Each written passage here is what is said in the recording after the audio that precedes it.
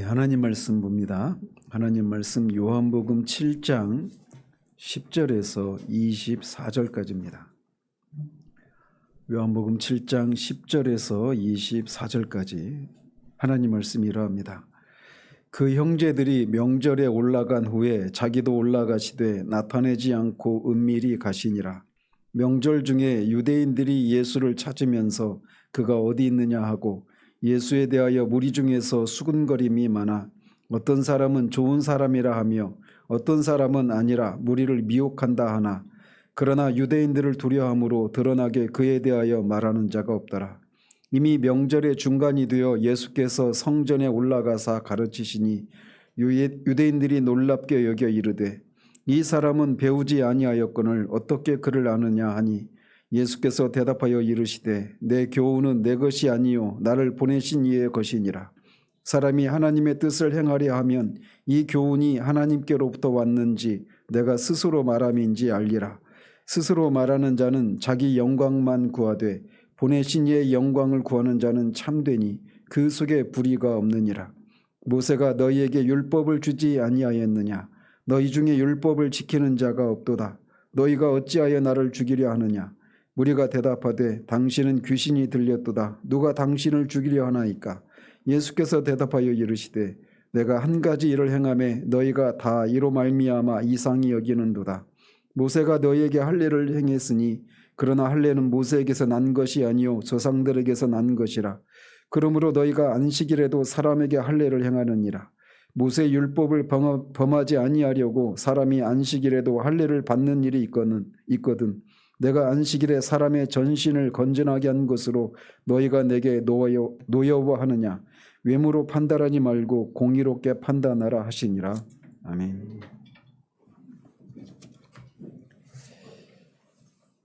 지난주에는 많은 사람들이 예수께 기대를 걸고 있었고 예수님의 육신의 형제들조차 더 많은 기적을 보여서 당신의 능력을 세상 앞에 드러내라라고 하는 이런 권면을 했지만 예수님께서 사람들의 판단이나 조언이 아니라 오직 아버지 하나님의 뜻과 때에 철저히 순종하심으로 예루살렘에 가지 않고 갈릴리에 머무신 장면까지 살펴보았습니다.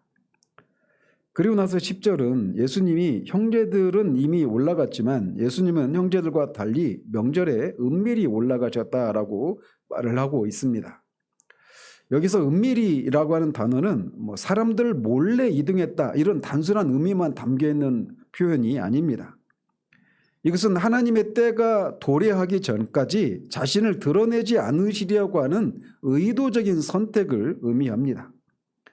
칼빈은 이 부분을 주석하면서 그리스도의 생애는 인간의 간섭이나 조언에 따라 움직이지 않고 오직 하나님 아버지의 경륜에 따라 1.16도 어그러짐 없이 진행된다라고 강조를 했습니다. 그리스도의 순종은 보이는 자리에서만이 아니라 보이지 않는 자리에서도 이렇게 철저하게 하나님의 때와 하나님의 방법에 철저히 순종하시는 이런 삶을 살았다라고 하는 것을 보여주고 있는 겁니다. 그리고 이 은밀하게 올라가는 것은 그분의 소심함 때문이 아니라 아버지께서 정하신 길을 따라 걸으시는 능동적인 순종이었습니다. 오필드가 말한 것처럼 그리스도의 능동적 순종은 우리를 위해 필요한 모든 완전한 의를 이루신 사역의 본질이다라고 말을 하고 있습니다. 예수님이 행하신 그 모든 것들, 그게 머무르고 어디를 가시고 하는 이런 모든 것들이 철저하게 아버지의 뜻에 완전한 능동적으로 순종하시는 그 완전한 순종이었다라는 거예요. 여기에서 우리의 구원의 확신이 여기에서 생겨나는 것입니다. 어느 하나도 우리 보기에는 사소해 보이는 것마저도 십자가의 죽으심이라고 하는 큰 어떤 구속사적인 그런 어마어마한 일뿐만 아니라 그 과정에 이른 그 모든 하나하나가 철저하게 아버지 하나님의 뜻에 순종하는 그런 능동적인 순종이었다라는 거예요. 그것을 통해서 얻으신 의를 우리에게 전가해 주시는 것입니다. 그렇기 때문에 예수님이 어느 하나라도 어기신 것이 하나도 없다라고 하는 여기에서 우리의 구원이 정말 완전하다, 확실하다라고 하는 것을 확신할 수 있게 되는 것입니다. 이처럼 예수님께서는 은밀한 길을 걸으심으로 우리를 위한 구원의 길을 열어 가시고 계십니다. 다른 사람들이 오해해도, 가장 가까운 형제들도 예수님을 믿지 않고 있어도, 권력자들이 그를 두려워하고 또 사람들의 수군거림이 엇갈려도 예수님의 길은 하나님의 때 속에서 흔들림 없이 나아가고 있습니다. 예수님께서 이처럼 하나님의 때를 신뢰하면서 걸으신 것처럼 우리 역시 삶의 모든 순간에 하나님의 때를 신뢰해야 합니다. 우리의 조급함은 신앙을 병들게 하지만 예수님의 조급하지 않은 순종은 우리를 회복시키는 은혜가 됩니다. 하나님의 때를 우리가 신뢰한다라고 하는 것, 이게 결코 쉬운 문제가 아닙니다. 언제나 우리 안에는 왜 아직도 이런저런 응답을 주시지 않는지, 왜 이런저런 길을 열어주시지 않는지, 우리 안에서 늘 그런 것들이 있습니다. 사람들의 영혼의 구원의 문제뿐만 아니라 아주 작은 어떤 일에 있어서도 우리 안에는 늘 우리 하나님의 때보다도 우리가 설정한 어떤 때에 맞춰서 그런 것들이 일어나지 않는 것 때문에 우리가 때로 낙심하고 그런 좌절한 경우들이 얼마나 많이 있습니까? 그런데 예수님의 이 갈릴리에 머무시고 또 예루살렘에 올라가시고 한 이런 모든 여정들 가운데 그분의 중심에는 항상 하나님의 때라고 하는 절대적인 기준에 맞춰서 그 모든 것들을 행하셨던 것을 우리가 보게 되는데, 그런 것처럼 우리 역시 우리의 삶 가운데 그런 게 있어야 되는 거예요. 사실 믿음의 싸움이라고 하는 것은 거창한 그런 것에서만 나타나는 것이 아니라 이런 것들 속에서 다 나타나는 것입니다. 그것을 위해서는 우리가 하나님이 얼마나 우리보다 선하시고 우리보다 지혜로우시고 그분은 언약에 성실하신 분이시라고 하는 하나님을 아는 지식이 절대적으로 요구되는 것입니다. 이렇게 예수님은 은밀하게 예루살렘으로 올라가셨지만 그렇다고 해서 사람들이 그분을 잊어버린 것은 아니었습니다. 11절을 보면 유대 지도자들이 예수님을 찾았다라고 말을 하고 있어요. 그들은 그가 어디 있느냐라고 이렇게 하고 있는데 이것은 단순한 호기심이 아니라 앞에 7장 1절에서 이미 밝히고 있듯이 예수님을 죽이려고 하는 그런 의도에서 예수님을 추적하고 있는 겁니다. 여기서 찾는다라고 하는 헬라 단어는 단순한 탐색이 아니라 때로는 사냥하다, 추적하다 이런 뉘앙스를 포함합니다. 그래서 예수를 찾는 이 종교 지도자들의 기대와 열심은 경건과는 멀리 떨어져 있는 것입니다. 그들은 성경을 연구하는 사람들이었지만 그 성경이 증거하고 있는 하나님의 아들을 죽이기 위해서 예수님을 이렇게 사냥감을 찾듯이 그렇게 추적하고 있는 거예요. 이것만큼 인간의 타락을 실감나게 하는 장면이 어디 있겠습니까? 성경이 말하고 있는 그분을 죽이려고 성경을 연구하는 사람이 죽이려고 그렇게 예수님을 찾고 있는 이 장면. 이게 인간이 얼마나 하나님의 은혜가 아니면 정말 아무런 소망이 없는 인간의 철저한 그런 전적인 부패와 무능력을 보여주고 있는 실상이라고 할 수가 있습니다. 12절로 가면 상황은 더 복잡해집니다. 백성들은 예수님에 대해서 수군거리고 있었습니다. 그는 좋은 사람이다고 이렇게 평가하는 사람이 있는가 하면 아니다, 무리를 미혹한다 이렇게 부정적으로 평가하는 사람도 있습니다. 그러나 예수님을 좋은 사람이라고 평가하든 반대로 예수님을 무리를 미혹하는 사람이라고 부정적으로 평가하든 이 두 가지 판단은 모두가 틀린 판단입니다.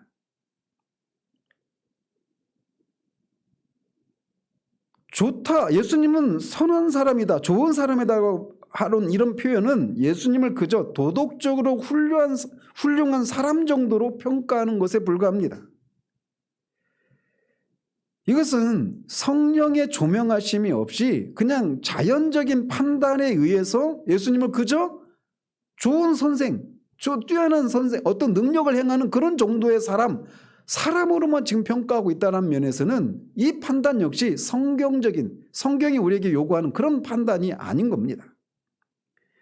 반대로 무리를 미혹한다라고 하는 표현 역시 구약적으로는 거짓 선지자를 규정할 때 쓰는 그런 표현인데, 어쨌든 이 두 가지 판단 모두 성령의 조명이 없는 인간의 판단에서 나온 생각이고, 어느 하나도 예수님의 정체성을 제대로 설명하지 못하는 평가라고 하는 면에서는 일치한다라고 할 수가 있습니다.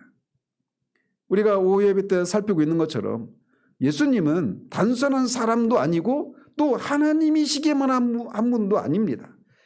하나님이 사람이 되신 분, 그래서 한 윗격, 성자 하나님의 윗격 안에 신성과 인성이 혼합되거나 변화되거나 분리되거나 분할됨이 없이 연합을 이루고 있는 참 사람이시오 참 하나님이신 분이라고 하는 이 고백에 이르지 않는다라면 예수님을 아무리 긍정적으로 평가한다 한들 그 평가는 그 사람을 구원에 이르게 하지 못하는 평가에 불과합니다.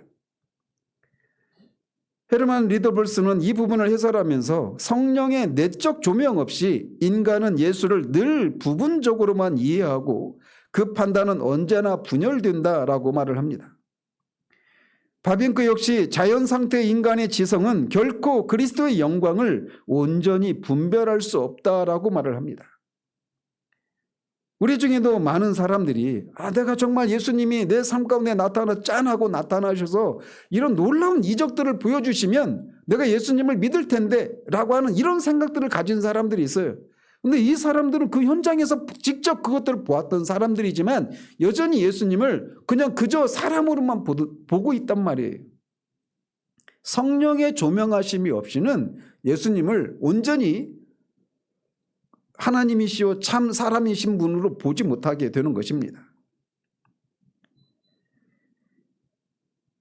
하지만 이 장면보다 더 슬픈 구절이 있다라면 13절입니다. 유대인들을 두려워함으로 드러나게 그에 대하여 말하는 자가 없더라. 백성들은 예수에 대해서 생각했고 수근거렸고 각자의 의견을 가지고 있었지만 예수님에 대해서 공개적으로 말하지를 못하고 있었어요. 그것은 그들이 유대인 지도자들을 두려워했기 때문입니다.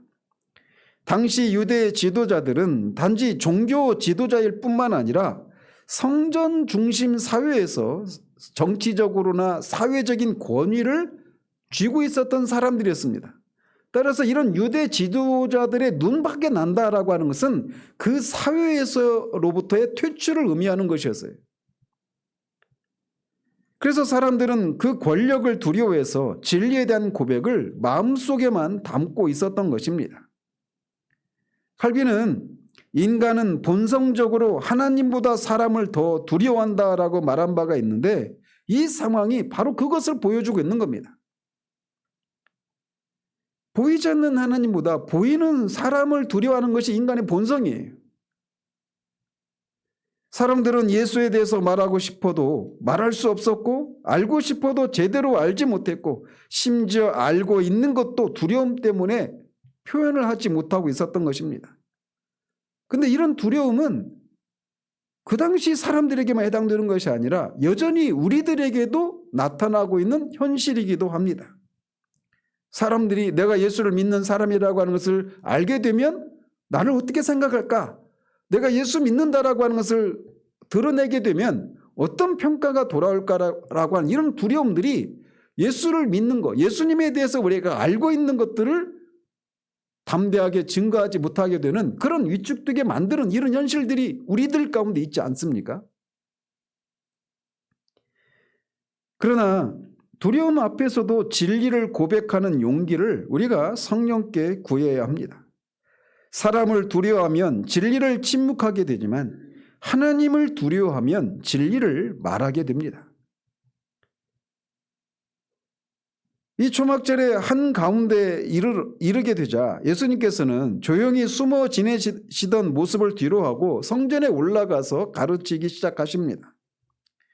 이것은 단순한 시간의 흐름이 아니라 요한복음 전체에서 반복되고 있는 패턴처럼 예수님께서 아버지의 정하신 때에 따라 움직이신 사건입니다. 그래서 칼빈은 예수께서 모든 일을 때에 맞게 진행하심으로 그분의 사역 전체가 하나님의 섭리적 경륜 아래 있음을 드러낸다라고 말을 합니다. 제가 앞에서도 말씀드렸던 것처럼 예수님의 모든 순종은 크든 작든 모든 것이 하나님의 때에 철저하게 맞추신 순종이었다라는 거예요. 자, 이렇게 성전에서 예수님이 가르치시기 시작하자 그 예수님의 가르침을 들은 유대인들의 반응은 놀라움이었습니다. 이 사람은 배우지 아니하였거늘 어떻게 그를 아느냐. 이 말은 예수님께서 당시 랍비들이 받는 정규적인 교육을 받지 않았다라고 하는 말입니다. 그런데 이게 어떤 의미냐면 어떤 것이 깔려 있느냐면 당시 유대인들은 출처가 없는 지식은 가짜다라고 하는 생각을 가지고 있었다고 그래요. 그래서 당시 랍비 전통에서는 어떤 가르침이나 교훈의 권위를 그것을 누구에게서 배웠느냐에 의해서 권위가 나온다라고 하는 것이 상식이었습니다. 이것은 우리 시대에도 마찬가지지 않습니까? 그래서 당시 랍비들은 자신의 생각을 말하지 않고 나는 랍비 A에게서 들었고 저 사람은 랍비 B에게서 들었다는 식으로 그 어떤 족보, 전승을 대야만 권위를 인정받았습니다. 따라서 유대인들의 이런 질문, 즉 이 사람은 배우지 아니하였거늘 어떻게 그를 아느냐라고 한 이 질문은 사실상 이런 것입니다. 예수님을 향해서 너는 당시 이제 유명한 랍비 그 학교가 힐렐 학파와 샴마이 학파라고 하는 이 두 학파로 양분되었었는데 너는 그런 유명한 랍비 학교에 다닌 적이 없다. 그러니까 너는 네 가르침은 족보가 없는 가르침이다. 그렇다면 너의 지식은 네 머리에서 스스로 지어낸 사사로운 생각일 뿐이다. 그러므로 너의 가르침은 권위가 없다. 이 질문을 이렇게 말을 하고 있는 거예요. 그러자 예수님은 언뜻 보면 이들의 질문에 좀 생뚱맞게 그 맥락이 맞지 않는 그런 답을 하시는 것처럼 보입니다. 내 교훈은 내 것이 아니요 나를 보내신 이의 것이니라. 그런데 이 예수님의 이 말씀은 맥락이 없는 그런 답변이 아니라 말씀드린 것처럼 유대인들의 출처가 불명하다라고 하는 이런 공격 포인트를 정확히 받아치고 있는 겁니다. 그래서 자신의 교훈의 출처가 훨씬 높은 곳에 있음을 밝히고 계신 거예요. 즉 예수님은 그들이 말하는 것, 그들의 그 생각에 대해서 그렇지가 않다. 너희 말대로 이것은 내가 스스로 지어낸 말이 아니다. 내가 너희들이 알고 있을 법한 유명한 랍비와 같은 사람에게서 배우지는 않았지만 나는 나를 보내신 이, 즉 하나님에게 직접 받았다라고 말씀하고 계신 거예요. 즉 예수님은 인간의 전승 과정을 건너뛰고 하나님으로부터 직접적인 계시를 받았음을 선언하고 계신 겁니다. 따라서 유대인들과 예수님 사이에서 벌어지고 있는 이 질문과 대답 사이에는 인간의 학위와 신적인 계시 사이의 대결이 펼쳐지고 있는 겁니다.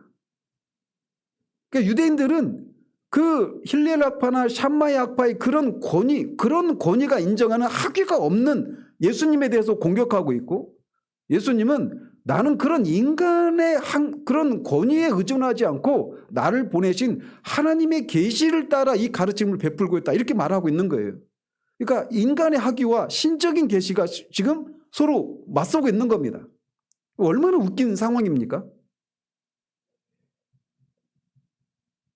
그래서 어떤 교훈이나 가르침의 참된 권위가 어디에서 나오느냐에 대해서 유대인들은 정규 랍비 교육을 받는 데서 온다, 이렇게 주장하고 있는 반면 예수님은 하나님과의 직접적인 관계 여부에 있다고 받아치고 계신 거예요.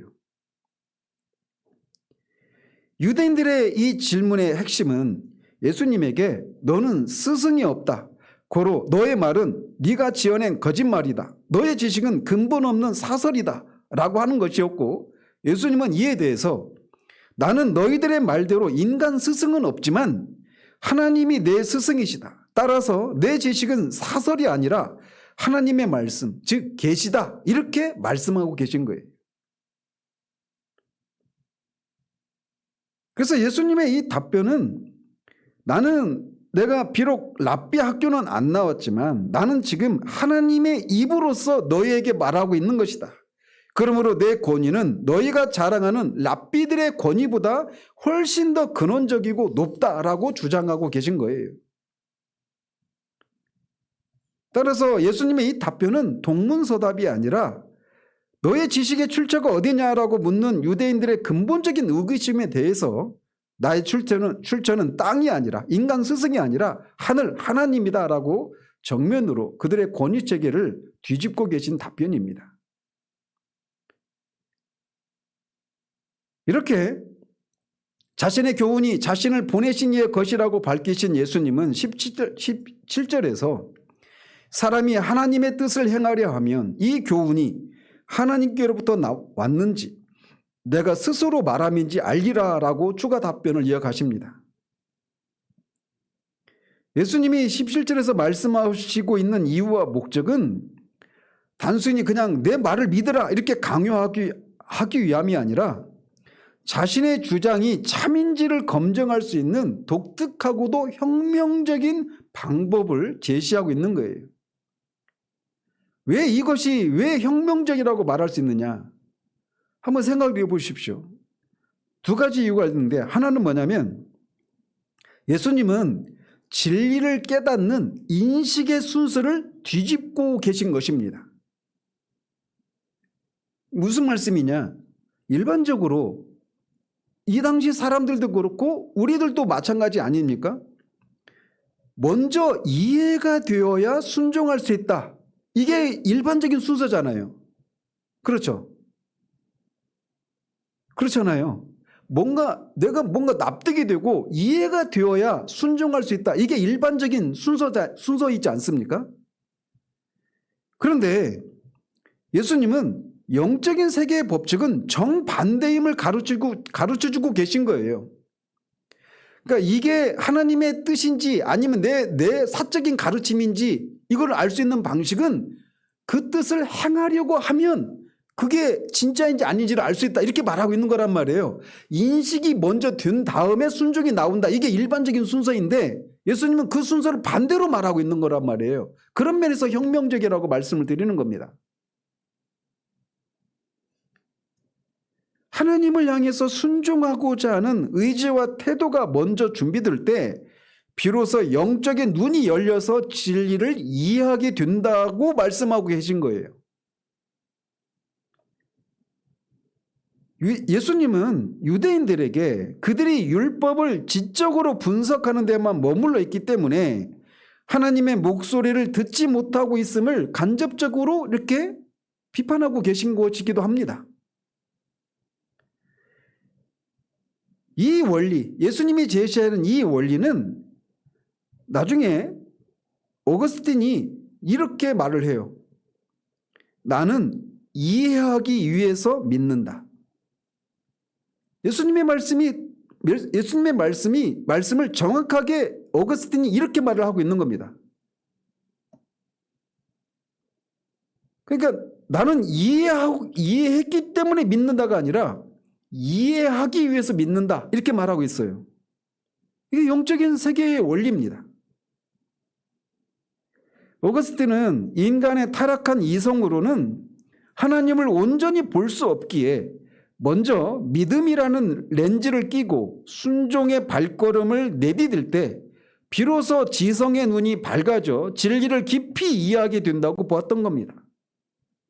그래서 신앙세계에 있어서 순종과 믿음은 맹목적인 도약이 아니라 참된 지식의 세계로 들어가는 유일한 입문 과정이라고 말을 한 거예요. 이거를 좀 더 이해를 돕기 위해서 예를 들자면, 우리가 어떤 중세의 그런 건물들 보면, 성당이나 이런 교회 건물들 보면 뭐가 있어요? 스탠드 글라스가 있죠. 근데 교회 밖에서 스탠드 글라스를 바라보는 사람은 먼지가 쌓인 칙칙한 유리창과 납 조각들, 이런 것만 보이게 됩니다. 그래서 밖에서 아무리 그것들을 분석하고 관찰해도 그 그림의 아름다움과 의미를 알 수가 없어요. 그 아름다움을 보는 유일한 방법은 뭡니까? 교회 안으로 들어가서 그 유리 창문으로 투사하는 그 빛을 통해서 그 창문을 보게 될 때 비로소 그 창문에 그려져 있는 그림의 그 실체와 의미들을 알게 되는 거예요. 그래서 교회 안으로 들어가는 것과 교회 밖에 있는 것, 이것이 이런 차이가 그 본질을 제대로 파악하느냐 아니냐를 볼 수 있는 이런 것처럼 지금 주님이 그걸 말씀하고 계신 거예요. 그러니까 밖에서 예수님을 믿으면 정말 내가 구원을 받는다고 성경이 말을 하는데 이거에 대해서 내가 아무리 이해를 하려고 해도 이해가 안 돼. 아니 내가 죄를 지었으면 내가 그 죄값을 치러야지 왜 내 대신 다른 사람이 그 죄값을 치르고 그렇게 그를 믿으면 죄 용서를 해준다고 하는가. 그것도 2000년 전에 일어난 그 사건이 어떻게 그때는 나 태어나지도 않았던 나를 위한 죽음이었다라고 말할 수 있느냐. 인간의 이해로는 이해할 수가 없는 겁니다. 지성으로는 이해할 수가 없는 거예요. 그래서 밖에서 아무리 그 진리를 분석하고 이해하려고 해도 그걸 이해할 수가 없는 겁니다. 그러나 일단 그것을 말하는 것을 믿고 그 예수를 신뢰하고 믿는 그런 순종을 하면 그 진리를 알게 돼요. 지금 예수님이 이걸 말씀하고 계신 겁니다. 그런 면에서 일반적으로 우리가 어떤 순종을 어떤 행동이 나오려면 먼저는 그것을 이해해야 우리 지성이 먼저 지성으로 이해를 해야 어떤 순종이 나온다 이렇게 생각이 되는데 예수님이 이거를 완전히 깨고 있는 겁니다.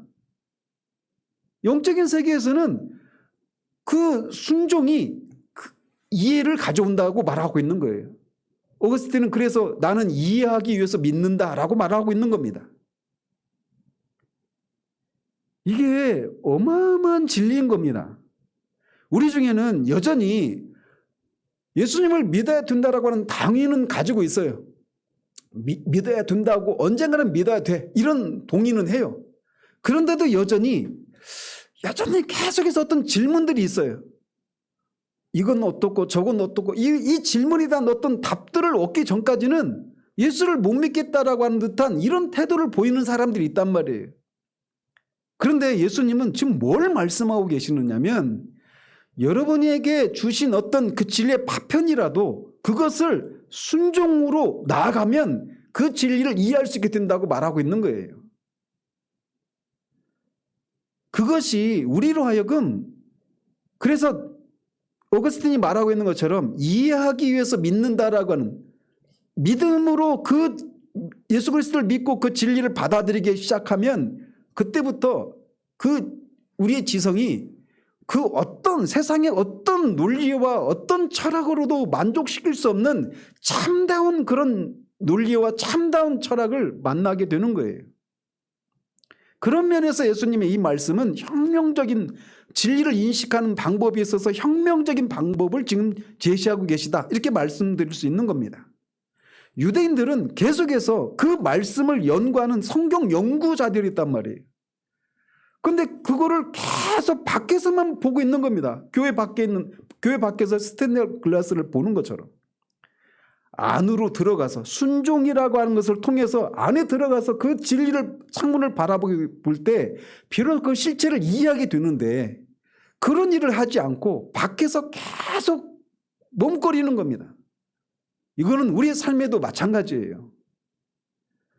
우리가 진리를 알고 말씀을 배우고 신앙생활을 오래 하면 할수록 어떤 진리에 대해서 기독교 진리에 대해서 많은 지식들을 가지고 있잖아요.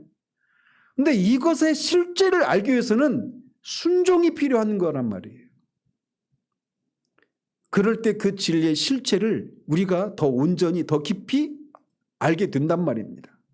그런 면에서 지금 주님의 이 말씀은 진리를 인식하는 방법에 있어서 혁명적인 방식을 지금 제시하고 있는 거예요. 그리고 이런 것을 통해서 간접적으로 유대인들이 성경을 연구하기만 하지 그 말씀을 순종으로 나아가지 못하고 있기 때문에 여전히 그걸 보지 못하고 있는 거예요. 그래서 그 성경이 말하고 있는 하나님의 아들을 죽이려고 하고 있는 거란 말이죠. 예수님의 이 초청은 분명합니다. 너희는 여호와의 선하심을 맛보아 알지어다. 그래서 완벽한 이해를 기다리면서 멈춰 서 있지 말고 지금 여러분이 알고 있는 작은 진리, 양심을 통해 들려오는 하나님의 뜻에 먼저 순종의 발을 내디뎌 보라고 말을 하고 있는 겁니다. 바로 그 순종의 현장에서 여러분은 비로소 머리가 아닌 가슴으로 예수 그리스도가 진리이심을 알게 될 것입니다. 그래서 순종은 맹신이 아니라 확신으로 가는 가장 지성적인 길이에요. 그러면서 또 예수님의 이 말씀은 굉장히 위로가 됩니다. 뭐냐면 진리를 아는 것은 누구에게나 열려있는 길이라는 것이에요. 만약에 하나님의 뜻을 아는 것이 고도의 신학적인 훈련이나 랍비 교육을 통해서만 가능하다면 배우지 못한 일반 백성들은 영원히 진리에 접근할 수 없을 것입니다. 그러나 예수님은 하나님의 뜻을 행하려 하는 사람이라면 누구나 하나님의 뜻인지 아닌지를 알 수 있다 이렇게 말하고 있는 거예요. 그래서 진리로 나아가는 문턱을 낮추고 계신 겁니다. 이것은 학식이나 지위와 상관없이 정직하고 순수한 마음으로 하나님을 따르려는 자는 누구보다 확실하게 진리를 분별할 수 있다라고 하는 영적 기회 평등을 선포하고 계신 것이다. 이렇게 말할 수가 있는 겁니다. 그러니까 우리 현실 세계에서도 그런 것들을 정말 보지 않습니까? 신학 석사, 박사까지 하신 분들이 그 진리 실체를 맛보고 경험하지 못하는 사람들이 있어요. 그런데 자기의 말로 논리적으로 그런 말들을 신학적인 그런 진술들을 하지 못하는 분들임에도 불구하고 소박하고 그냥 그런 분이심에도 불구하고 하나님을 압니다. 예수 그리스도를 알아요. 그거를 논리적으로 설명을 하지 못해도 말이죠. 그런 면에서 하나님의 뜻을 행하려고 하면 그것이 하나님에게서 나온 것인지 아니면 내가 사사로이 한 말인지를 알 수 있다라고 하는 이 주님의 말씀은 누구든지 소박한 그런 지적인 수준을 가지고 있는 사람이라 하더라도 하나님을 사랑하기 때문에 하나님의 뜻을 순종하고자 하는 사람들은 얼마든지 그 진리를 알고 그것을 누릴 수 있다라고 하는 것을 말해주고 있는 거예요. 이어서 주님은 18절을 통해서 무엇이 참된 진리이고 누가 참된 사역자인지를 가르는 영원한 기준을 제시하십니다. 그것은 바로 누구의 영광을 구하는가예요.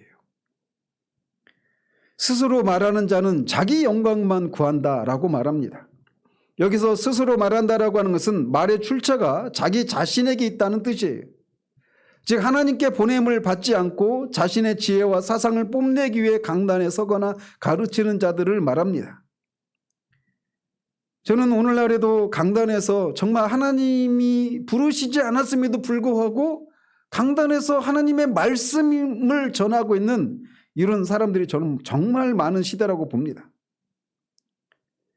예수님은 그런 사람들의 내면 깊은 곳에 있는 동기를 폭로하십니다. 그것은 바로 자기 영광이에요. 칼빈은 이 구절을 주의하면서 야망이 지배하는 곳에 진리의 자리는 없다.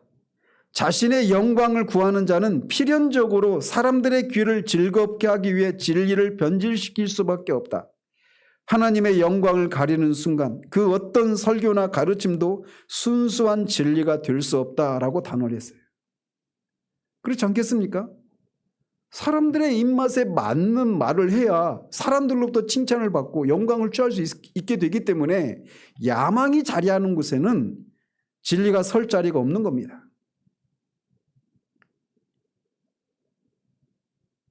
그런데 이것은 비단 강단에 선 목회자들만의 문제가 아닙니다. 우리가 우리의 삶의 자리에서 삶을 살아가는 이유가 무엇인가를 돌아보게 하는 말씀이기도 하는 거예요. 내 영광을 위해서 내가 어떤 일들을, 어떤 선택을 하고 어떤 행동을 하고 있는 건 아닌지, 사람들의 칭찬을 목적으로 내가 어떤 선택을 하고 어떤 일을 하고 있는 건 아닌지 돌아보게 하시는 말씀이기도 한 거예요. 그러면서 예수님은 자신을 그 스스로 말하는 자들과 대조하십니다. 보내신 이의 영광을 구하는 자는 참되니 그 속에 불의가 없느니라. 예수님은 자신의 모든 사역과 가르침의 목적이 단 하나, 즉 나를 보내신 아버지의 영광이라고 선언하고 계십니다. 이것이 예수님의 말씀이 100% 진리일 수밖에 없는 이유입니다. 사심이 없으시기에 하나님의 말씀을 가감없이 전하실 수 있는 겁니다. 조나단 에드워즈는 하나님은 자신의 영광을 위해 세상을 창조하셨고 피조물의 가장 큰 행복과 의무는 그 영광에 동참하는 것이다 라고 말을 했습니다.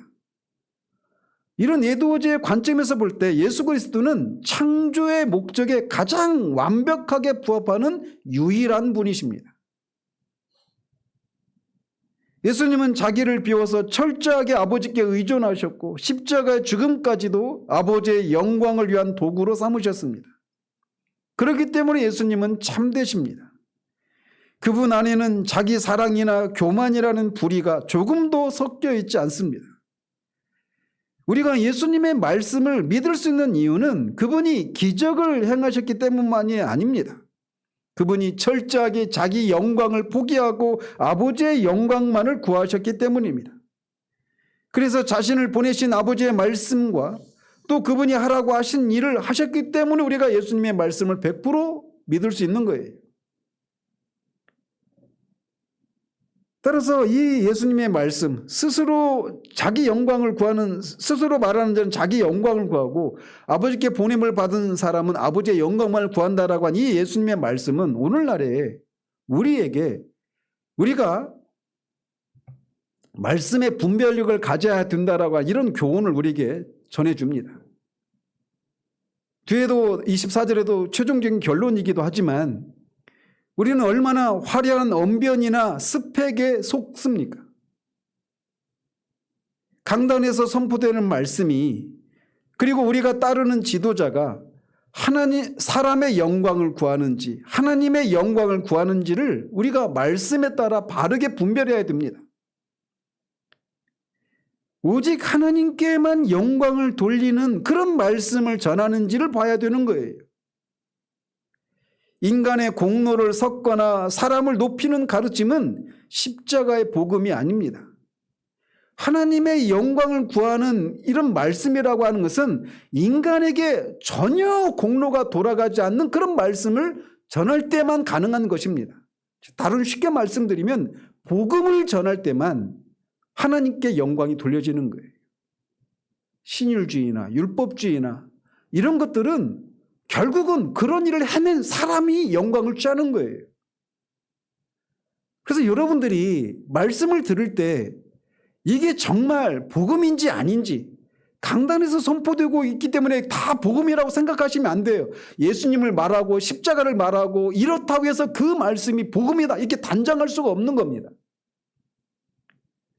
거듭 말씀드리지만 우리에게는 복음을 분별할 수 있는 그런 분별력들이 정말 요구돼요. 얼마나 많은 경우에 우리가 정말 그 말씀이 결국은 하나님께만 영광이 돌려지는 말씀이 아니라 결국은 사람에게 영광이 돌려지는 그런 말씀이기 때문에 그 말씀은 복음이 아니다라고 하는 그런 말을 하는 사람이 아무리 유명한 사람이고 얼마나 많은 사람들한테 영향을 끼치는 사람이든지 이에 상관없이 그런 기준에 따라 분별할 수 있는 그런 우리들이어야 돼요. 주님의 이 말씀은 우리들로 하여금 우리의 삶의 동기를 점검하도록 합니다. 우리의 영광을 위해서 우리가 살고 있는지, 아니면 우리를 부르신 하나님의 영광을 위해서 우리가 그 모든 것들을 행하고 있는지 돌아보게 하도록 하고 계신 거예요. 이어서 주님은 19절과 20절에서 그 사람들의, 이 유대인들의 그 안에 있는 그 모순을 드러내기 시작하십니다. 여러분, 사람이 언제 가장 폭력적이고 잔인하게 되는지 아십니까? 그것은 바로 나는 옳고 너는 틀렸다는 종교적인 확신에 사로잡혀 있을 때입니다. 자신은 하나님과 정의의 편에 서 있다고 믿는 사람은 자신의 폭력을 거룩한 분노로 착각하고 그것을 정당화합니다. 그래서 이슬람 근본주의자들에게서 보이는 그 폭력성이 있지 않습니까? 그게 알라의 뜻이라고 생각하기 때문에 그렇게 하는 겁니다. 마찬가지로 기독교 진영도 마찬가지예요. 이게 어떤 것이 하나님의 뜻이라고 하는 이런 생각에 사로잡히면 그 뜻에 반대하는 사람들을 향해서 성경적이지 않고 하나님의 성품에 어긋나는 행동을 해도 그것은 정당화시켜버리는 이런 일이 일어나는 거예요. 지금 유대인들이 그것을 보여주고 있는 겁니다. 여기서 예수님은 당시 가장 경건하다고 자부하던 유대인들의 가면을 벗기시고 계십니다. 그들은 모세율법을 생명처럼 여겼던 사람들입니다. 그런데 그런 그들에게 예수님은 너희 중에 율법을 지키는 자가 하나도 없다라고 말씀하십니다. 그리고 그들의 숨겨진 사리를 폭로하십니다. 너희가 어찌하여 나를 죽이려 하느냐. 예수님은 먼저 19절에서 모세가 너희에게 율법을 주지 아니하였느냐라고 물으십니다. 로마서 강의를 하면서도 말씀드렸지만 유대인들에게 율법은 최고의 자랑거리였습니다. 자신들은 세상 어느 민족에게도 없는 하나님의 말씀이 우리 민족에게 주어졌다라고 한 이 큰 자부심을 가지고 있었어요. 그런데 그들은 율법을 거울로 보지 않고 훈장으로만 여겼던 것이 문제였습니다. 칼빈은 그들은 율법을 가지고 있다는 사실만으로 자신들을 거룩하게 여겼다. 그러나 율법은 지키라고 주신 것이지 단순히 가지고 있으라고 주신 것이 아니다. 그들은 율법을 방패 삼아 자신들의 죄를 숨기고 있었다라고 해석을 합니다. 그러시면서 주님은 그 율법을 가지고 있는 것을 큰 자랑거리로 삼고 있는 그들에게 있는 모순을 지적하십니다. 그들은 예수님이 안식일에 병자를 고쳤다는 이유로 예수님이 율법을 어겼다고 비난하고 그것 때문에 예수님을 죽이려고 하기 시작했잖아요. 5장에서부터 우리가 살펴봤던 것처럼. 그런데 정작 그들은 예수님을 죽이려고 함으로써 10계명의 6계명, 살인하지 말라고 하는 계명을 어기려고 하고 있는 겁니다. 즉 그들은 안식일의 작은 규례를 지키겠다라고 하는 명분으로 율법의 더 중한 바인 생명 존중과 살인 금지를 어기려고 하는 모순에 빠져 있는데 그거를 지금 예수님이 지적하고 계신 거예요. 바로 이런 모습이야말로 인간의 전적 타락의 증거입니다. 인간은 스스로 의롭다고 여기는 종교적인 열심을 가지고도 하나님을 대적하는 가장 끔찍한 죄를 지을 수 있는 존재예요. 안식일을 철저히 지킨다라고 하는 이것에 사로잡혀서 하나님을 대적하려고 하는 이런 더 큰 죄를 지을 수 있는 것이 인간이라는 겁니다. 유대인들은 안식일을 범했다는 이유로 예수님을 죽이려고 하므로 율법에 대한 자신들의 사랑을 드러내고 있는 겁니다. 그러나 그들은 율법을 사랑한 것이 아닙니다. 율법을 통해 얻는 자신들의 기득권을 사랑했을 뿐입니다. 그렇게 그 기득권을 흔드는 예수님을 죽임으로써 사실상 율법의 수여자인 하나님을 공격하고 있는데 그거를 지금 예수님이 드러내고 계신 거예요. 주님은 그들에게 너희가 어찌하여 나를 죽이려고 하느냐 하자 군중들은 당신은 미쳤다. 누가 당신을 죽이려고 하느냐라고 부인합니다. 그러나 실제 얼마 지나 6개월도 안 돼서 이 무리들이 다 예수님을 십자가에 못 박으라고 하고 예수님을 실제로 죽이려고 했던 것을 증명하고 말죠. 유대인들은 율법을 무기로 삼아서 생명의 주님을 죽이려고 했습니다. 이것이 타락한 종교의 끝이에요. 이런 면에서, 그런데 이게 우리들에게도 나타날 수 있는 거란 말입니다. 제가 그런 말씀을 하잖아요. 우리는 어떤 무슨 주의의 노예가 되어서는 안 된다. 우리는 뭐 개혁주의, 저는 개혁주의적인 입장에 서 있는 목사로 저는 생각합니다. 제가 전한 메시지도 다 그런 노선에 서 있는 메시지를 전한다고 생각해요. 그런데 이런 것을, 율법을, 개혁주의를 지키기 위해서 율법을 지킨다는 미명하에 하나님의 아들을 죽이려고 한 이런 우를 범했던 유대인들처럼 개혁주의라고 하는 것을 지키기 위해서 성령의 주권적인 사역을 범하는 그런 우를 범할 수 있는 것이 우리들이란 말이에요. 그래서 우리는 어떤 주의의 노예가 되어서는 안 돼요. 근데 유대인들이 지금 그것을 하고 있는데, 그걸 지금 모르고 있는데 예수님이 그거를 지적하고 계신 거예요. 19절에서 유대인들이 자신을 죽이려 한다는 의도를 이렇게 폭로하신 후에 예수님은 그들이 예수님을 죽이려고 하는 원인이 되었던 사건, 즉 5장에 있었던 38년 된 병자를 안식일에 고치신 사건을 다시 꺼내십니다. 21절에 내가 한 가지 일을 행하매 너희가 다 이로 말미암아 이상히 여기는도다 라고 말씀하신 것이 바로 그 사건을 가리키는 거예요. 근데 이거야말로 이렇게 예수님이 안식일에 그 병자를 고치신 것이 안식일 규정을 어긴, 율법을 어긴 것이라고 공격하는 이것이야말로 내로남불이라고 할 수가 있어요. 내가 하면 로맨스, 남이 하면 불륜. 이게 신앙의 영역에도 고스란히 나타나고 있는 겁니다. 지금 예수님은 그거를 드러내고 계신 거예요. 어떤 면에서 그러느냐. 먼저 22절에서 너희가 안식일에도 사람에게 할례를 행하느니라 라고 말씀하십니다. 우리가 알다시피 유대인들은 남자아이가 태어나면 8일째 되는 날 할례를 행했습니다. 근데 만약에 그 날이 8일째 되는 날이 안식일이었으면 안식일을 지난 다음에 9일째 할례를 행하는 것이 아니라 8일째 되는 날 안식일임에도 불구하고 할례를 행했어요. 근데 그 할례를 행하는 것은 안식일을 어기는 거죠. 일을 한 거니까.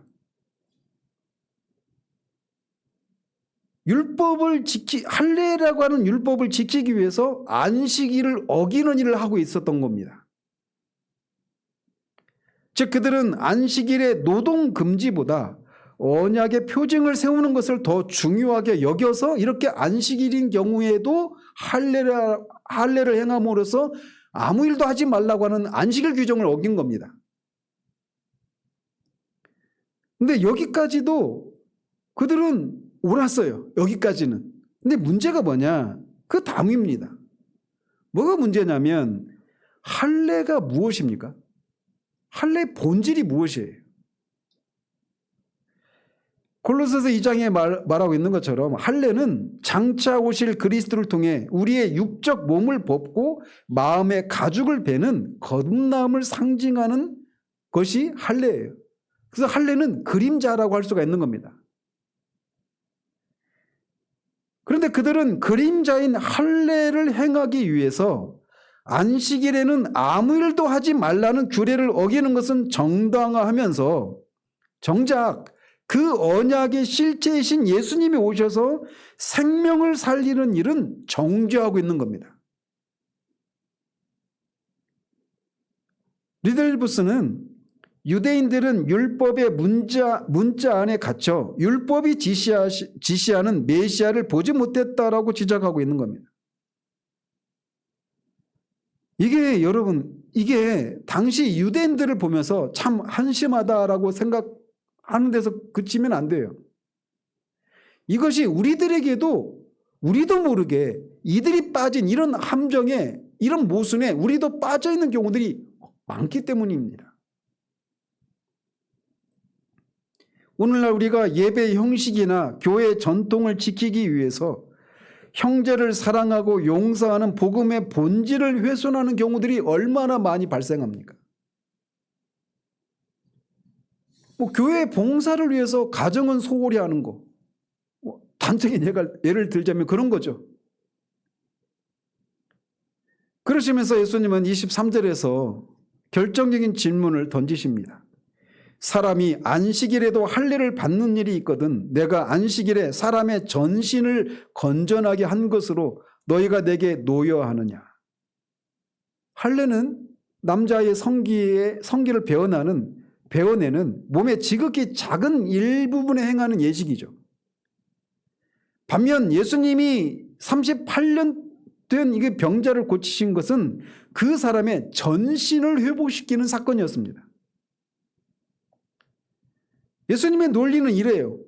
너희가 율법 준수를 위해서 몸의 일부를 상하게 하는 것도 허용한다면 하물며 사람의 전 존재를 살리고 회복시키는 일이 안식일에 행했다고 해서 그것을 비난하는 것은 옳지 않은 것 아니냐 이렇게 말씀하고 있는 겁니다. 안식일을 지키기 위해서 몸의 일부를 베어내는 일을 합당하다고 여긴다면 안식일에 그 사람의 몸의 일부를 고치는 것이 아니라 그 사람의 전신을 회복하는 이 일은 더더욱 합당한 것으로 여겨야 되는 것 아니냐 이렇게 말씀하고 계신 거예요. 그렇지 않습니까? 칼빈은 이 구절을 주의하면서 하나님의 율법은 결코 자비의 사역과 충돌하지 않는다라고 말을 하고 있습니다. 안식일의 참된 목적은 인간을 율법의 짐으로 묶어두는 것이 아니라 죄와 질병의 짐에서 벗어나게 해서 하나님 안에서 참된 쉼을 누리게 하는 것에 있습니다. 따라서 예수님은 지금 단순히 병을 고치신 것이 아닙니다. 죄로 인해서 파괴된 하나님의 형상을 온전히 회복시킨 것이에요. 그래서 더 이상 죄를 짓지 말라고 그 말씀을 덧붙이신 것도 그를 고치신 것은 단순히 병을 고친 그런 사건의 의미를 넘어서기 때문에 그런 말씀을 덧붙이셨던 것입니다.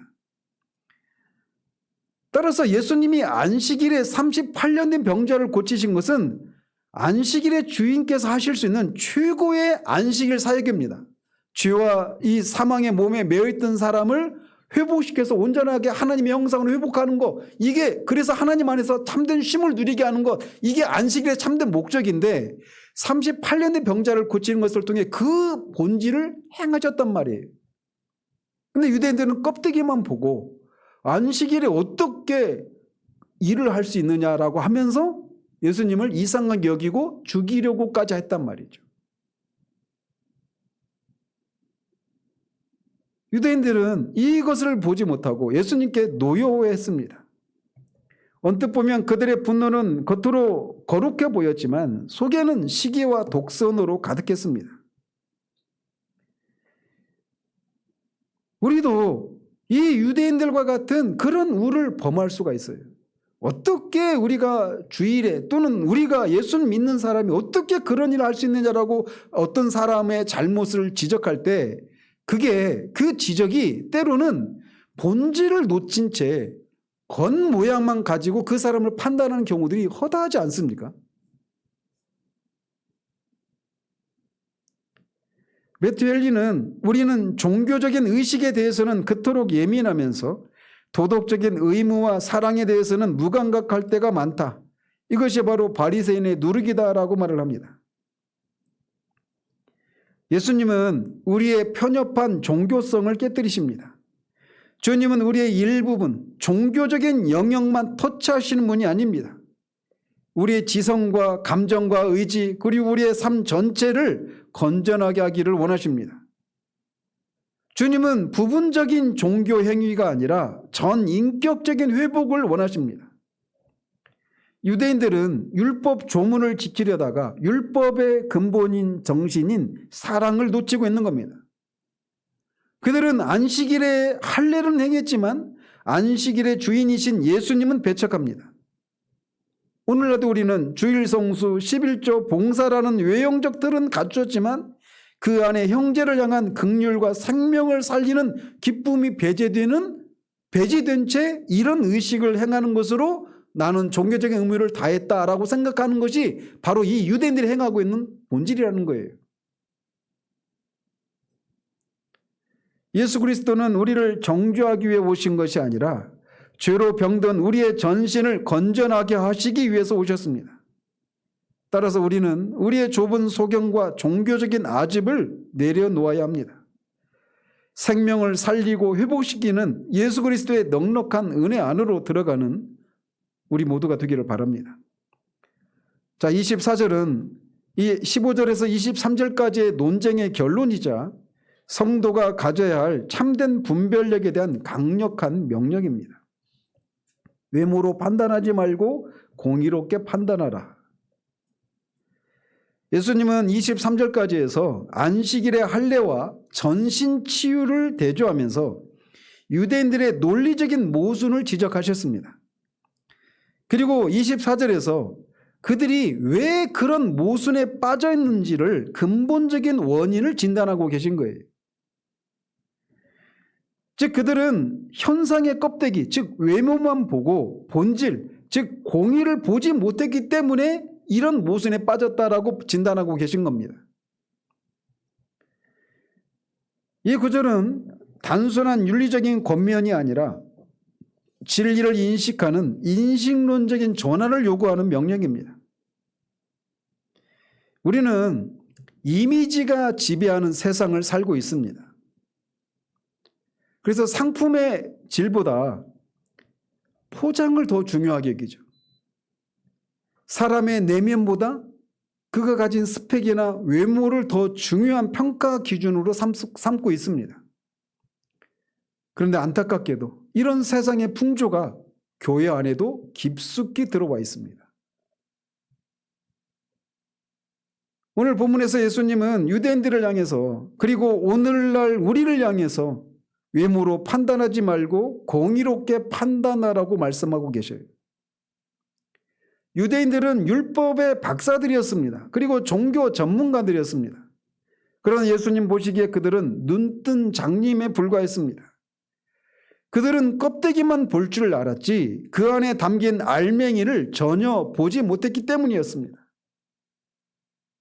예수님은 먼저 외모로 판단하지 말라고 말씀하십니다. 즉 유대인들이 예수님을 판단하는 첫 번째가 뭐예요? 너는 배우지 못했다. 정규 랍비 교육을 받지 못했다. 예수님의 학벌을 지금 따지고 있는 겁니다. 예수님은 그리고 어디 출신이에요? 나사렛 출신입니다. 갈릴리 나사렛 출신이에요. 갈릴리 총구석 출신이라는 겁니다. 뒤에 7절에도 그게 7장 후반에도 나오죠. 그리고 저 사람은 안식일에 자리를 들고 가게 했다라고 하는 이런 껍데기만 본 겁니다. 그들은 자신들이 가진 종교적인 틀에 예수님을 끼워 맞춘 결과 예수님은 그 틀에 부합하지 못한다. 부적격자다라고 말하는 겁니다. 그 그리스 신화에 프루크루스테스라고 하는 그 사람이 나옵니다. 이 아테네를 여행하는 여행객들을 자기 집으로 잡아서 자기 집에 있는 침대에 그 사람을 딱 눕혀서 그 사람이 침대보다 크면 그 남는 부분을 잘라서 죽였고 그 침대보다 작으면 늘려서 죽였어요. 아마 저는 늘려서 죽었을 겁니다. 어쨌든 그런 것처럼 이 유대인들이 그 자신들이 세우는 어떤 종교적인 틀이 있는 겁니다. 그 틀에서 벗어나면 잘라내는 거예요. 그런 것처럼 우리도 마찬가지입니다. 그래서 그들이 그 틀이 있기 때문에 자신들의 눈앞에서 하나님의 아들이 기적을 베푸시고 생명의 말씀을 전하심에도 불구하고 귀신 들렸다, 죄인이다 라고 정죄합니다. 칼빈은 인간의 눈은 허영에 사로잡혀 있어서 진리의 단순함보다는 화려한 거칠에 더 쉽게 매혹된다고 탄식을 했어요. 그런데 이게 우리 시대에도 동일하게 적용되고 있지 않습니까? 우리는 교회가 얼마나 크냐, 얼마나 유명하냐 이걸 가지고 그 교회가 참된 교회냐 아니냐를 판단합니다. 그 교회 목사가 해외 유학을 다녀온 사람이냐 아니냐 이걸 가지고 판단합니다. 그 교회 구성원들이 사회적인 지위가 있는 사람들이 얼마나 많이 있느냐, 이걸 가지고 교회가 좋은 교회냐 아니냐를 판단합니다. 혹은 겉으로 한 사람의 신앙을 판단할 때도 그 사람이 헌금을 얼마나 많이 하느냐를 가지고 그 사람이 신앙적으로 성숙하냐 아니냐를 판단합니다. 가장 제시하는 게 뭐예요? 첫 번째 제시하는 기준이 뭐예요?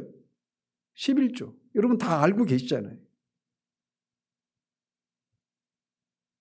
껍데기에 집착하는 순간 우리는 본질이신 예수 그리스도를 놓치게 됩니다. 그렇다고 해서 예수님이 판단 자체를 금지하고 계신 것은 아니에요. 어떻게 판단하라고 말합니까?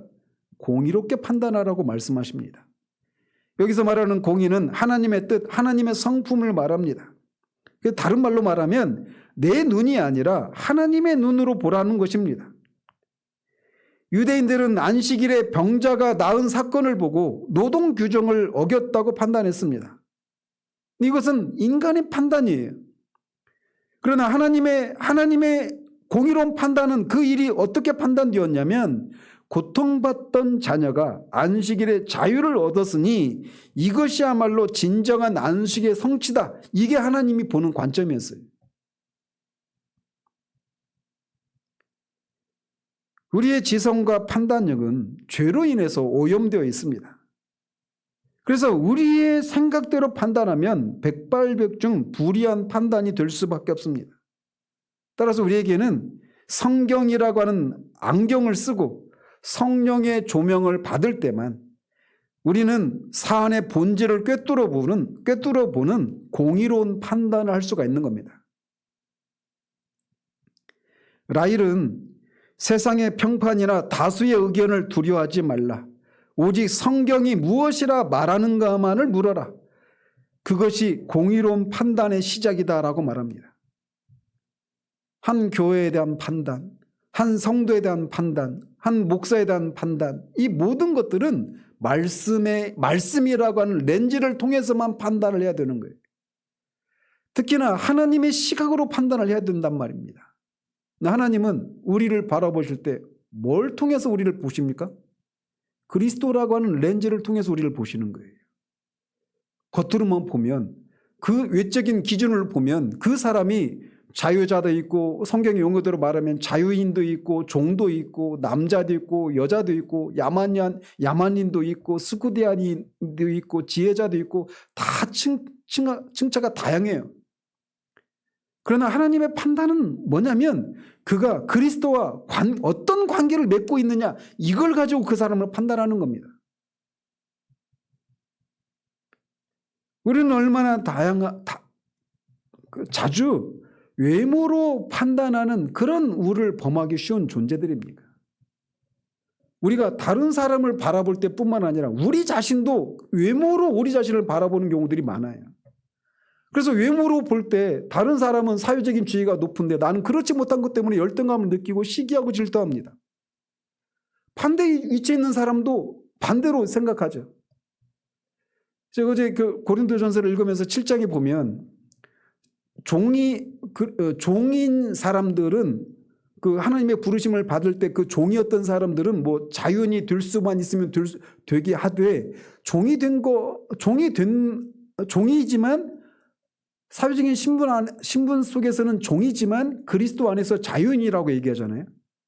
그리고 사회적인 신분에서는 자유인이지만 그리스도의 종이라고 얘기하잖아요. 그 얘기의 핵심은 뭐냐면 외적으로는 그 사람이 종일 수도 있고 자유인일 수도 있어요. 그러나 그가 그리스도와의 언약 관계 안에서 겉으로는 종이지만 자유인이라는 겁니다. 그리스도 안에서. 겉으로는 자유인이지만 그리스도의 관계 속에서 그는 그리스도의 종이라는 거예요. 그렇다고 해서 바울이 사회적인 어떤 지위나 이런 것들을 다 깡그리 무시하는 이런 얘기가 아닙니다. 겉으로는 그런 차이가 있지만, 차이가 분명히 존재하지만 그럼에도 불구하고 본질은 그 사람이 그리스도와 어떤 관계를 맺고 있느냐, 이걸 가지고 시기와 질투와 냉소와 열등감, 우월감 이런 것들을 다 파라는 거예요. 제가 금요기도회 때도 말씀드렸지만 저는 정말 우리 교회를 향해서 제가 가지고 있는 기대가 이거예요.